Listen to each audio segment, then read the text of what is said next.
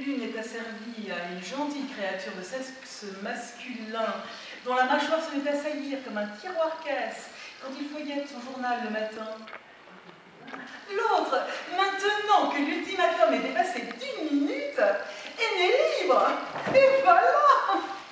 Attends. Où vas-tu? D'ailleurs, pour de bon peut-être, et qui sait, peut-être pour toujours. Il est libre, hein? Foutaise, reviens et assieds-toi. Dis donc, tu crois pas que tu me dois quelques explications?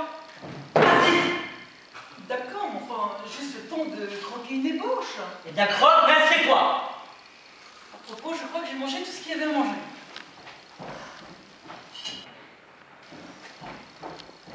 Parle la bouche pleine. Enfin, tu vois bien où je veux en venir, non, Tomasino? Ta nation. Je te croyais heureuse. Certes, mais pas incroyablement. Mais ça, c'est pour les insensés, en pleine lune de miel. Oui, je me souviens. C'est du passé tout ça alors. Alors, toute cette année, j'ai senti qu'il se passait quelque chose. Oui, je sentais des chatouillis sur ma peau. Mes pores béaient telles 10 000 bouches minuscules. Les robinets de la transpiration s'ouvraient en grand. Mon cœur battait la chamade. Mon pouls résonnait dans les parties inattendues de mon corps. Dans mes poignets, sous mon menton, au pied de mes genoux, dans mes chevilles. J'avais l'impression d'être une grande statue de cire en passe de fondre. Moment. La nuit, j'avais peur de découvrir dans le miroir, en allumant les lumières dans la salle de bain, une inconnue devenue folle. Abrège. Alors, tous les jours, toutes les heures de la nuit, et bientôt toutes les heures du jour, j'avais la sensation d'être debout sous l'orage, battu par une chaude pluie d'été, qui rinçait ce que j'avais été pour mettre à nu ce que j'allais devenir.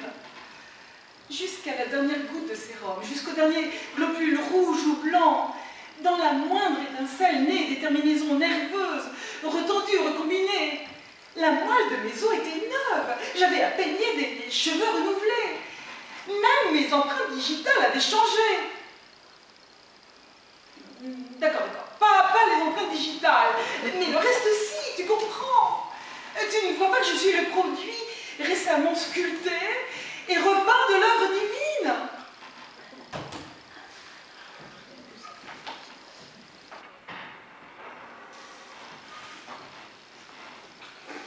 Ce que j'entends surtout, ce sont les divagations de la folle du logis.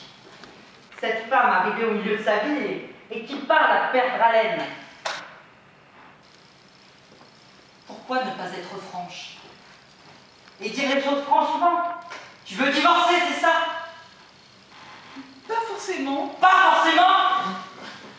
Je veux juste me contenter de m'en aller. Et où iras-tu? Il doit bien y avoir un endroit. Il y a quelqu'un d'autre, c'est ça? Pas pour l'instant, en tout cas. À la bonne heure. C'est déjà ça.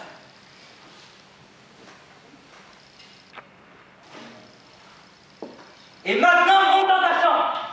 Pardon? Tu y seras consigné pour le reste de la semaine. En attendant, interdiction de téléphoner, privé de télé, privé de... Mon père que j'étais au lycée. Ah mais c'est ça. C'est tout à fait ça. Tu seras interdit et privé de déjeuner, jeune fille. Et ce soir, je poserai ton assiette pour le dîner. Et quand tu seras revenu à la raison, je te rendrai les clés de ta voiture. En attendant, tu me débranches le téléphone et tu me donnes ton lecteur de CD. C'est invraisemblable. Je te signale que je suis une adulte. Mais immature. Aucun progrès. Au contraire, tu as régressé. Si ta fichue hypothèse des 9 ans est vraie, tu n'as rien gagné au change. Au contraire, tu as perdu 9 années. Allez, monte dans ta chambre. Sheila. Oui. Attends.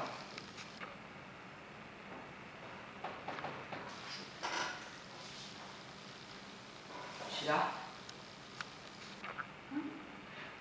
Je t'aime. Je sais. ça ne change rien. Mais si, écoute. Sheila.